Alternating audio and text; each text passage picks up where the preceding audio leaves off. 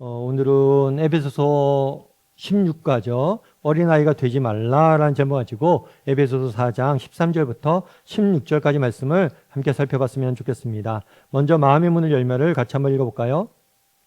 주님께서 자기 교회를 몸이라고 비유하신 저변에는 여러 가지 깊은 영적 의미가 담겨 있다. 그 가운데 한 가지는 교회는 우리의 몸처럼 정상적으로 자라야 한다는 것이다. 교회에 소속된 거룩한 자녀들이 믿음에 있어서나 인격과 삶에 있어서 어린아이 단계에 항상 머물고 있다면 그것은 자기 자신에게 큰 손해일 뿐 아니라 주님의 몸인 교회를 세상에서 무력한 집단으로 만들어버릴 위험이 크다.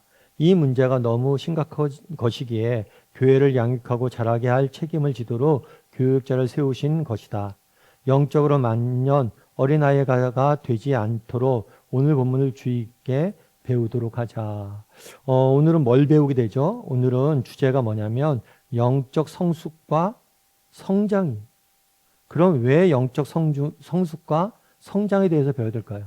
서론에 나온 것처럼 예수님께서는 교회를 몸에 많이 비유해요. 우리의 몸, 신체에 많이 비유합니다. 그럼 왜 신체에 비유했냐는 거예요. 여러 가지가 있겠죠. 그런데 몸은 어떻게 돼요? 정상적으로 자라야 돼요. 자라야 뭐예요? 정상이. 예를 들면 가끔 그런 병들이 있어요. 조숙증. 미리 성숙해져 버린 거예요. 그래 더 이상 성장하지 않는 거예요. 어린아이가 더 이상 자라지 않아요. 그럼 그것들에 대해서 우리는 뭐예요? 걱정하고 염려하고 정말 그것들을 위해서 기도하죠. 그리고 가끔 그런 현상이 있는 아이들 때문에 고생하는 부모님들 봐요. 얼마나 애가 이제 자라야 되는데 자라지 않는다고 생각해 보세요. 얼마나 걱정이 되고 염려가 되고 그로 인해서 기도하게 됩니까? 그런데 우리는 이상하게 영적 성충과 성장을 뭐예요? 이것들이 있으면 좋고 없어도 괜찮은, 잘하지 않아도 괜찮다, 이런 생각들이 있다는 거예요. 그런데 이거는 알아야 돼. 이게 비정상이고 이것은 정말 기도해야 될 심각한 문제라는 거예요.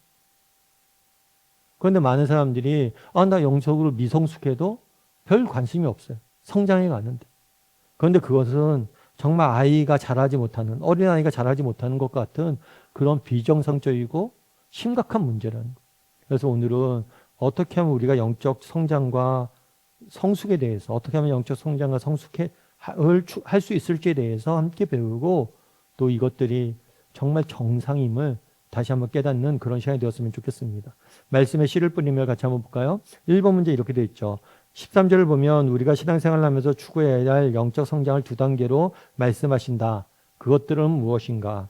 우리가 다 하나님을 믿는 것과 아는 일에 하나가 되어 온전한 사람을 이루어 그리스도의 장성한 분량이 충만한 데까지 이르리니. 먼저 이야기하는 게 뭐냐면 첫째, 우리가 하나님의 아들을 믿는 것과 아는 것이 하나가 되자라고 이야기. 믿는 것과 아는 것이 하나가 돼야 돼. 사실 우리가 그런 경우들이 있어요. 어떤 경우들이 있냐면 우리가 아는 하나님과 우리가 믿는 하나님이 같지 않을 수 있죠. 여러분, 창세기 1장 1절은 뭐라고 얘기해요? 태초에 천지를 하나님께서 창조하시느니라. 하나님께서 이 세상 모든 만물을 창조하셨다라고 이야기를 해요. 그럼 여러분, 이 이야기, 하나님이 태초에 천지를 창조하셨다, 이 이야기를 여러분 알죠? 그런데 여러분 이것을 믿으세요? 여러분 정말 이걸 믿으세요? 누가 그러더라고요. 창세기 1장 1절만 믿으면 믿지 못할 성경 말씀이 없다. 여러분 정말 창세기 1장 1절을 믿으세요? 이걸 믿는다면 우리가 염려할 일이 있나요? 걱정할 일이 있나요? 두려워할 일이 있나요? 문제는 뭐냐면 우리는 창조에 대해서 압니다. 그런데 이 아는 것과 믿는 것이 같지가 않다는 것. 그래서 바울이 기도하는 거예요. 우리가 믿는 것과 아는 일은 뭐예요? 하나가 되게 해달라. 이게 첫 번째 단계. 그럼 두 번째 단계 뭐냐? 온전한 사람을 이루어 그리스도의 장성한 분량에 충만한 데까지 이르르니. 온전한 사람을 이룬다라고 이야기를.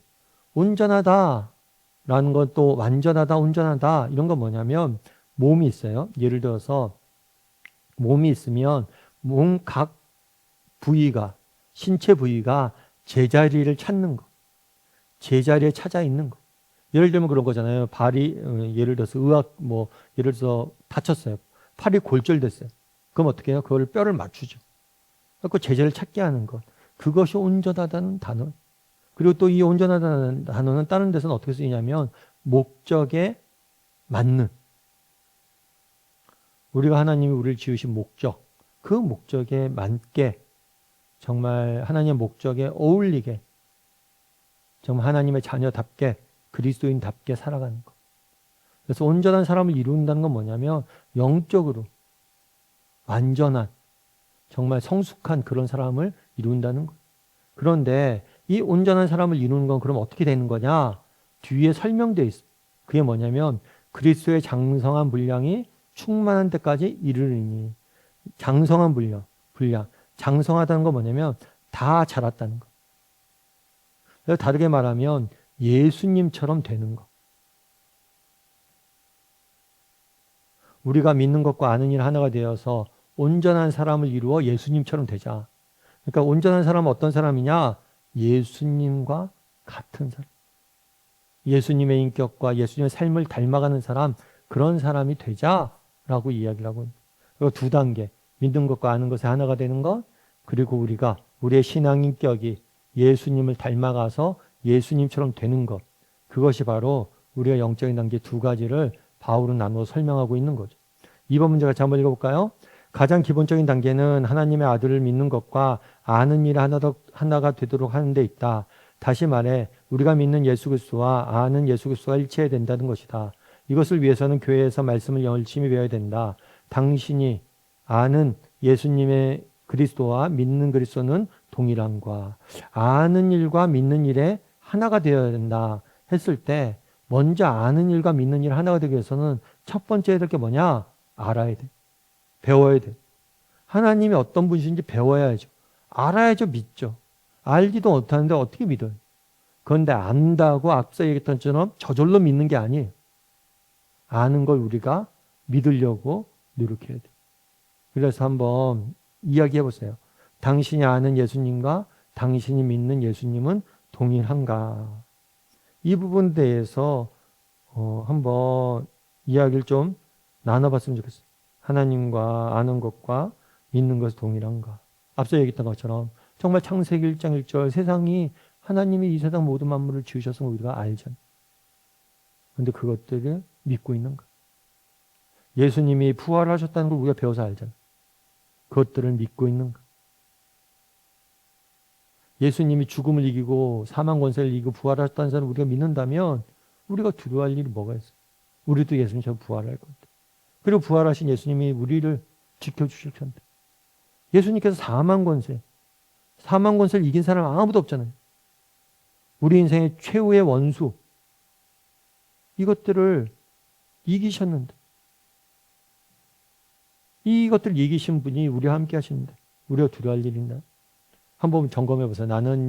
내가 아는 예수님과 믿는 예수님이 동일한지. 3번 문제 같이 한번 볼까요?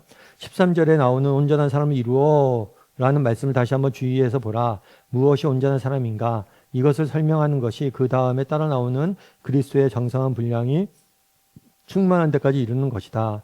장성한 분량이란 말은 다 성장한 사람의 키를 가리킨다. 그러므로 여기서 예수님만큼 성장한 어른, 즉 예수님을 닮고 예수님을 따르는 제자라는 의미다. 다시 말해 온전한 자는 바로 예수님의 제자를 가리키는 말이다. 하나님은 우리를 불러 예수 그리스도의 제자로 만들기 원하신다. 이것이 신앙생활의 궁극적인 목적이다. 당신은 어떤가? 예수 그리스도를 닮은 온전한 사람이 되기를 사모하고 있는가? 15절에 동일하게 얘기해요. 오직 사랑 안에서 참된 것을 행하여 범사에 그에게까지 자랄지라. 그는 머리니 곧 그리스도라. 범사에 모든 일에 뭐예요? 예수님에게까지 자란다. 예수님처럼 된다는 거. 예수님처럼 된다는 거. 정말 우리가 점점 자라서 성장해서, 그러니까 여기서 알 수 있는 것 또 한 가지 뭐냐면 예수님처럼 성장하는 게 한순간에 되는 게 아니에요. 한순간에 되는 게 아니라 점진적으로 오랜 시간들을 거쳐서 자라가는 것. 그런데 정말 모든 면에서 그리스도를 닮아가기 위해서, 그리스도를 알아가기 위해서, 그리스도를 닮아가기 위해서 노력하는 사람인지 한번 점검해 봐야 된다는 것. 그것들을 내가 예수님처럼 되기를 사모하는 사람인가 한번 점검해 봐야겠죠. 저희 아이가 어렸을 때 이렇게 애가 밥을 안 먹잖아요. 그럼 애한테 막 밥을 먹여줘. 야, 너 밥 빨리 먹어. 밥 많이 먹어. 그럼 애가 늘 물어요. 뭐라고 묻냐면, 아빠, 그러면 밥 많이 먹으면 아빠처럼 키가 커져? 이렇게 물어요. 아마 할머니가 그랬겠죠. 야, 너 아빠처럼 밥 많이 먹어야 아빠처럼 키 크다? 그래서 아빠처럼 되고 싶은 그런 마음들이 있죠. 여러분, 정말 우리가 누구를 사랑해 보세요. 누굴 진짜 존경해 보세요. 그러면 그 사람처럼 되고 싶어요? 안 되고 싶어요? 되고 싶죠. 우리 아이들 보세요. 아이돌 가수 좋아하면 어떻게 돼요? 그 아이돌이 하고 있는 뭐 액세서리도 하고 그 아이돌처럼 옷도 입고 머리 스타일도 쫓아하고 우리가 진심으로 누구를 사랑한다면 그 사람을 진짜 좋아한다면 뭐예요? 닮고 싶은 게 정상. 우리가 정말 예수님의 제자라면 하나님의 은혜를 안다면 정말 하나님의 사랑을 안다면 하나님의 영광을 봤다면 정말 예수님이 어떤 분이신지 안다면 우리는 뭘 하고 싶어져요? 정상이에요? 예수님을 닮고 싶어요? 정상. 그런데 정말 나는 예수님을 닮고 싶은가? 다르게 얘기하면 그런 것도 질문해 볼 수 있겠죠. 여러분은 우선 닮고 싶은 사람이 있습니까? 닮고 싶은 사람이 있어요? 그리고 그분이 예수님이에요. 어쩌면 우리 중에는 정말 돈 많이 가진 주식 투자가 돼서 주식을 잘해서 부자가 된 비트코인을 투자해서 부자가 된 사람을 닮고 싶진 않아요. 진짜 우리가 닮고 싶은 사람은 누구냐는 거. 그 부분에서 한번 이야기 나눠보세요. 4번 문제 이렇게 됐죠. 14절에는 영적 어린아이들이 어떤 점에서 위험한지 세 가지를 들어 설명하고 있다. 이 세 가지 중 당신에게 아직도 남아있다고 생각되는 것은 무엇인가? 그래서 너희가 영적으로 성장해야 된다. 예수 그리스도처럼 돼야 된다. 라고 이야기를 해요. 그런데 너희가 성장하지 않고 어린아이처럼 남아있다면 너희 안에 갖고 있는 위험성에 대해서 바울은 경고하는 거죠. 그건 뭐냐면 이는 우리가 이제부터 어린아이 되지 아니하여 사람의 속임수나 간사한 유혹에 빠져 온갖 교훈의 풍조에 밀려 요동하지 않게 하려 합니다. 첫 번째는 사람의 속임수에 빠지기 쉽습니다. 두 번째는 뭐예요? 간사한 유혹에 빠지기 쉬워요. 세 번째는 밀려 동요하기가 쉬운 것. 여러분, 이 속임수라는 단어는 좀 재밌는 단어예요. 이 속임수라는 단어는 주사위를 굴리다라는 의미. 여러분, 주사위를 굴리다. 이거 뭐 야바이라고도 하죠. 이렇게 주사위 숫자 속이는 거. 누가 더 높은 사람이 나오면 이깁니다 하고 주사위를 굴리는데 이상하게 나만 낮은 숫자가 나옵니다. 상대방 계속 높은 숫자 나오는 거. 그런 속임수. 그래서 주사위 놀이할 때 속이는 것처럼 세상 사람들이 속이는 거. 주사위 놀이할 때 속일 때 어떻게 돼요? 내가 마치 이길 것처럼 생각이 들게 만들잖아요. 근데 결국엔 뭐예요? 지게 돼. 그런 것처럼 정말 이렇게 세상에 이런 정말 헛된 속임수에 빠져서 마치 세상의 것들을 가지면 마치 행복해질 것 같지만 실상은 허상인 그런 속임수에 빠지거나 혹은 간사한 유혹. 이 간사한 유혹이란 것도 유혹이라는 게 결국에 뭐냐면 좋은 것으로 유혹하는 것. 누군가 유혹할 때 나쁜 것으로 유혹하는 게 아니에요. 좋은 것으로 유혹하는 것. 그런데 막상 좋은 것인 줄 알았는데 나중에 그 좋은 것에 빠져서 그것에 매여 있다 보면 뭐예요? 결국에 내가 이상해지는 것. 그리고 또 한 가지는 뭐냐면 밀려 요동하는 것. 밀려 요동하는 거죠. 그런 거죠. 왔다 갔다 하는 거. 이러지도 못하고 저러지도 못하고. 예수를 믿었어요. 그럼 예수를 믿었으면 정말 믿는 사람답게 살지도 못하고 또 그렇다고 반대로 세상 사람처럼 그렇게 흥청망청 살지도 못하고 이럴 땐 이렇게 저럴 땐 저렇게 계속 흔들리는 거. 그래서 우리가 영적으로 어린아이가 되면 사람의 속임수나 간사한 유혹에 빠지기 쉬워요. 그리고 또 뭐예요? 이렇게 막 흔들리기 쉬워요. 밀려서. 5번 문제 같이 볼까요? 당시 에베소 교회 안에는 신앙이 자라지 못해 만년 어린아이 같은 짓을 하는 자들을 잘못된 길로 유혹하는 나쁜 사람들이 있었다. 그들이 주로 사용하는 미끼는 무엇인가? 이는 우리가 이제부터 어린아이가 되지 아니하노니 앞서 얘기했던 사람의 속임수와 간사한 유혹에 빠지지 말자. 그래서 온갖 교훈의 풍조에 밀려서 흔들리지 말자라고 이야기를 합니다. 그래서 사람의 속임수, 앞서 얘기했던 간사한 유혹, 그 다음에 각각 교훈의 풍조. 네, 사도행전에서는 이렇게 돼 있어요. 20절 보면 또한 여러분 중에서도 제자들을 끌어 자기를 따르게 하는 어그러진 말로 사람들이 일어날 줄 내가 아노라. 말을 가지고 잘못된, 그릇된 말을 가지고 우리를 유혹하는 경우들이 있을 수 있겠죠. 그래서 아까 간사한 유혹, 그런 말들, 이런 것들 굉장히 조심해야 되는 거. 거짓 선생들. 그리고 데살로니가 후서에서는 이렇게 됐죠. 형제들아, 우리가 너희들에게 구하는 것은 우리 주 예수 그리스도의 강림하심과 우리가 그 앞에서 모임에 관하여 영이나 또는 말로나 우리에게서 받았다는 편지나 주의 날이 이르렀다 해서 쉽게 마음을 흔들거나 두려워하거나 하지 말아야 할 것이다. 이런 거짓된 말들, 말이나 뭐 편지나 무엇인가를 보았다거나 거짓된 가르침들, 이런 것들을 그 당시에 데살로니가 교회에서 거짓된 가르침을 가르치는 그 거짓 선생들이 굉장히 많았어요. 그들의 유혹에 흔들리지 말아야 된다라고 이야기를 합니다. 그래서 우리가 그런 경우들이 있어요. 우리가 영적으로 왜 어린아이가 되면 안 되냐? 1차적으로 우리가 어린아이가 상태로 있으면 세상 속에서 세상에 나가면 얼마나 세상에 잘못된 가르침들이 많습니까? 세상에 가면 그렇잖아요. 온갖 세상에 잘못된 가르침들이 있죠. 세상의 유혹거리들이 있죠. 뭐 그렇게 힘들게 사냐? 어렵게 사냐? 그러면서 우리를 흔들어. 뿐만 아니라 공동체 내에서도 어떤 게 있었어요? 있을 수 있어요? 거짓된 가르침이 있을 수 있죠. 잘못된 가르침. 그런 것들에 속아서 넘어지고 그럴 수도 있다는 거예요. 그래서 세상 속에서나 교회 공동체에서나 늘 정말 잘못된 길로 빠지지 않도록 조심해라 라고 이야기하는 거죠. 그래서 그들이 주로 살아가는 게 뭐냐? 간사하고 속임수와 간사한 유혹과 또 어그러진 말, 잘못된 말이나 어떠면 교회 내에서 잘못된 가르침이나 신비적인 체험이나 이런 것들로 유혹할 수가 있다는 거예요. 6번 문제 이렇게 되어 있죠. 오늘날 교회 안에도 비슷한 미혹자들이 있다. 세상적인 가치관을 가지고 사람들을 혼란스럽게 하는 자들이다. 예를 들면 돈을 많이 벌어서 나쁠 게 뭐 있어. 요즘 세상에서 돈 없이 어떻게 살아. 못 버는 사람이 바보지. 돈도 하나님의 축복이 하면서 배금 사상을 부추기는 사람들이 있다. 당신은 이런 사람에 대해서 어떤 반응을 하고 있는가. 앞서 얘기했던 것처럼 잘못된 가르침이 있어요.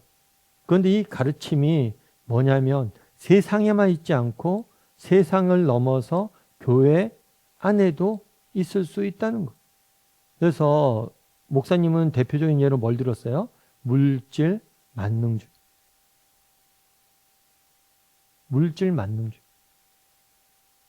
이 모든 물질 만능주의. 돈이 최고다. 그래서 세상에서 그렇잖아요. 세상의 입장에서 뭐예요? 돈이 최고다라고 이야기하죠. 그 다음에 교회 안에서 뭐예요? 돈도 하나님의 축복이다. 그래서 돈을 최우선시하는 그런 물질 만능주의나 배금 사상이 우리 안에 있는지, 그리고 이런 사람이 있다면 여러분들은 어떻게 반응을 보이는지 한번 이야기를 해보면 좋겠죠. 여러분 정말 물질, 돈이 많으면 좋을까요? 안 좋을까요? 돈이 많으면 좋죠. 돈 많으면 좋죠. 뭐 돈이 많아서 나쁠 건 없죠. 그런데 돈이 많으면 좋은데 돈이 전부가 되면 안 돼. 여러분 하나님께서 돈을 우리에게 주셨잖아요. 돈을 왜 주셨어요? 돈을 위해서, 우리를 위해서 돈을 주셨어요. 이런 축복들을 주신 거예요. 그런데 문제는 뭐냐면 이게 전부가 되는 순간, 최우선순위가 되는 순간 모든 것이 뭐예요? 꼬이는 거예요. 모든 것이 무너지는 거예요. 그래서 우리의 문제는 뭐냐? 이런 것들이 최우선시 될 때가 옵니다. 세상 사람들도 그래요. 예전에 한번 제가 소개드린 적도 있는데 김건모 씨라고 하는 가수를 아마 아실 거예요. 김건모 씨 같은 경우에는 굉장히 유명한 가수예요. 그래서 우리나라에서 한때 히트치고 모르는 가수가 없을 정도로 국민 가수로 알려져 있었죠. 그런데 이 국민 가수가 김건모 씨가 후배 가수들에게 늘 하는 얘기가 있대요. 그건 뭐냐면 얘들아, 인기, 대중 가수는 인기를 얻어야 되죠. 그런데 인기는 버스의 손잡이와 같은 거야. 너희가 이 인기를 붙잡고 있으면 이 인기에 매달려 살다 보면 너희 음악을 못해. 그래서 버스의 손잡이를 놔야지만, 이게 너희가 그것에 매달리지 않아야지만 너희가 하고 싶은 일을 할 수 있어. 그렇죠. 예를 들어서 음악을 합니다. 음악을 내서 사람들이 대중음악이니까 인기를 끌면 좋은 거죠. 나쁜 게 아니죠. 하지만 이 인기가 전부가 되는 순간 자신의 음악도 망쳐버린다는 거예요. 물질이 마찬가지. 물질은 하나님이 주신 축복입니다. 어떤 면에서. 그런데 문제는 뭐냐면 이 물질이 전부가 될 때 우리에게 뭐가 되는 거예요? 문제가 되는 거예요. 그래서 세상은 물질 만능주의가 있습니다. 그런데 이런 것들이 교묘하게 교회 안에서도 들어올 수 있어요. 그래서 세상 속에서나 교회 안에서나 이런 다양한 잘못된 가르침, 이런 것들로부터 우리가 정말 흔들리지 않고 잘 또 지켜야 되는 게 또 영적인 성장이라고 할 수 있겠죠. 성숙이라고 할 수 있겠죠. 7번 문제 같이 한번 볼까요?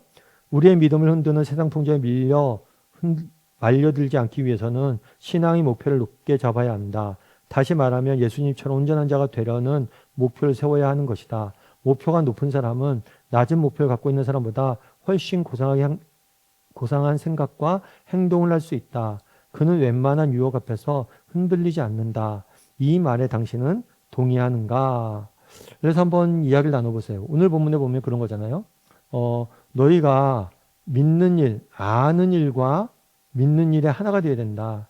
그리고 또 뭐예요? 예수님처럼 돼야 된다라고 이야기.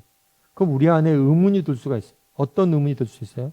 아니, 어떻게 인간인데, 우린 인간인데 어떻게 하나님의 아들이신 예수님처럼 될 수 있어? 라고 생각할 수 있다는 거예요.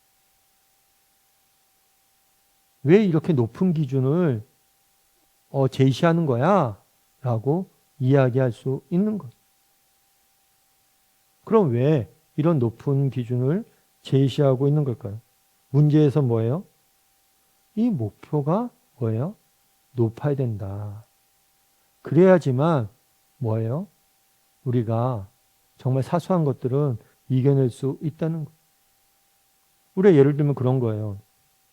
왜 하나님께서 왜 이렇게 높은 목표를 제시하는가? 예를 들면 그런 거예요. 여러분들이 아이를 키워요. 여러분 아이들이 초등학교 다녀요.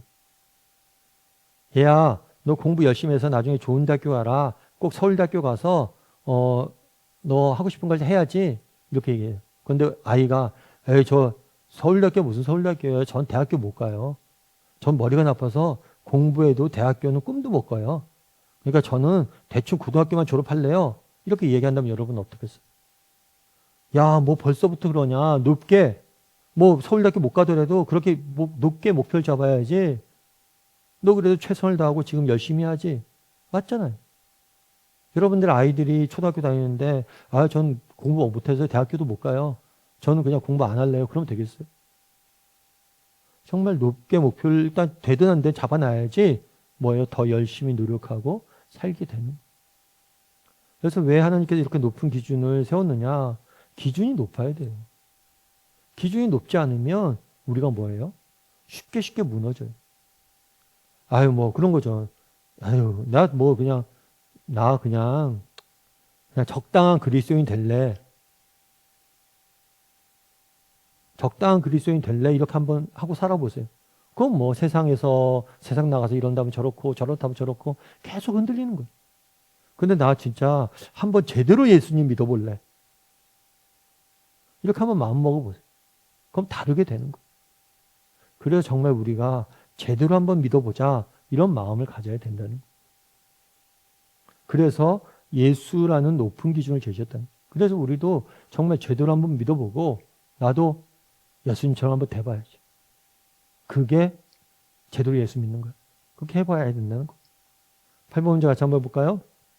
예수님의 제자가 되려면 예수님에게까지 자라야 한다. 그러기 위해서 무엇을 힘써야 되느냐? 뭐라고 그래요? 오직 사랑 안에서 참된 것을 하여 범사의 그대까지 자랄지니 그는 곧 머리다.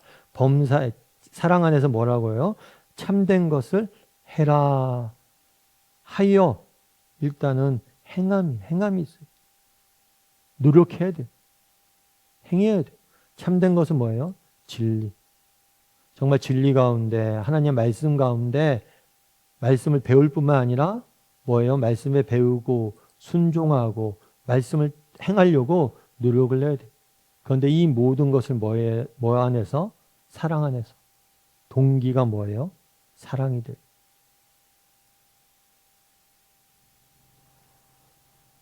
그래서 정말 우리가 하나님을 사랑하면 어떻게 돼요? 하나님을 사랑하면 하나님을 닮아가고 싶어요. 정말 여러분들이 누군가를 사랑해 보세요. 그러면 어떻게 돼요? 그 사람을 닮아가고 싶죠. 그런 것처럼 정말 우리가 하나님을 사랑했을 때 이 모든 것들이 짐이 안 되는 거예요. 그래서 여러분들이 사랑을 좀 추구해야 돼요. 그래서 기도할 때도 하나님, 제가 좀 더 하나님 사랑하게 해주십시오. 내 안에 사랑이 넘치게 해주십시오. 그리고 말씀대로 뭐예요? 살아가게 해주십시오. 그래서 그러다 보면 하나님 앞에 자라가는 거예요.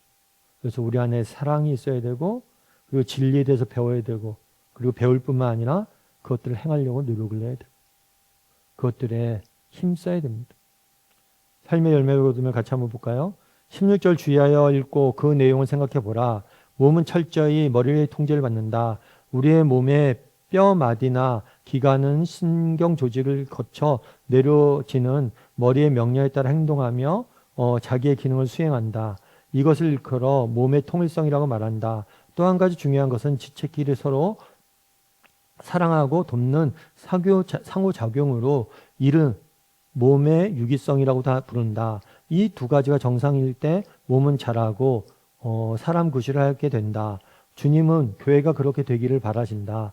영적으로 그리스도의 수준에 이르기를 게을리하지 않는 사람은 교회에서 누구보다 주님의 명령대로 철저히 복종하려고 하며 다른 형제들을 극진히 아끼고 사랑하려고 한다. 이렇게 하는 사람은 절대로 어린아이가 아니다. 각자 어떠한지 반성해 보라. 무슨 얘기냐면 심지어 이렇게 됐죠. 그에게는 온몸이 각 마디를 통하여 도움을 받음으로 연결되고 결합되어 각 지체 분량대로 역사하여 그 몸이 자라게 하며 사랑 안에 스스로 세우느니라 되어 있어요. 그는 예수님이에요. 예수님을 성경에서는 이렇게 가리키죠. 교회가 예수님의 몸이에요. 그리고 교회의 머리는 누구예요? 예수님이라고 가리켜요. 그럼 왜 예수님의 머리라고 했을까요? 몸은 머리에 뭘 받아요? 지시를 따르죠. 그래서 예수님이 우리의 몸에 지시해서 우리가 지시를 따르니까 우리가 예수님의 말씀에 순종하기 위해서 노력해요. 우리가 머리로 모셨으니까. 그래서 예수님이 우리의 머리이기 때문에 지시해 뿐만 아니라 머리는 뭘 해요? 몸을 다스리고 몸을 하나 되게 하죠. 머리에서 명령을 내리기 때문에 몸이 하나가 될 수 있는 거예요. 특별히 몸은 서로가 하나 되어서 몸은 팔과 다리가 있으면 팔과 다리는 서로 다르죠. 이걸 다양성이라고 이야기해요.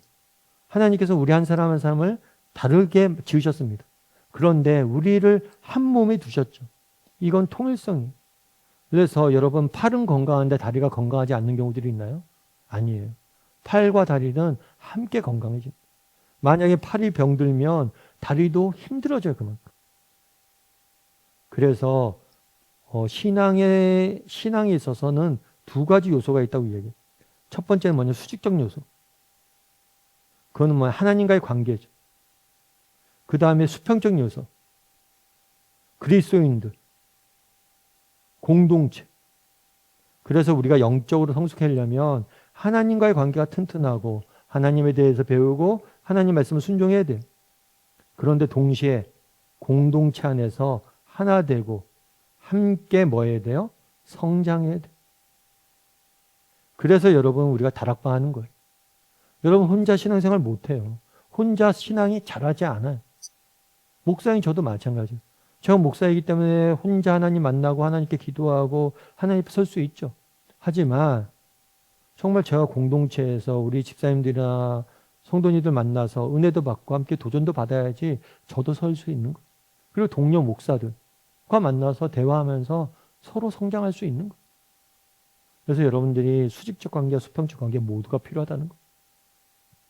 그래서 여러분들 어떤지 나는 수직적 관계와 수평적 관계에서 정말 얼마나 다락방, 공동체 아끼고 수고하고 애써 왔는지 어떻게 생각하는지 한번 이야기 좀 나눠보세요.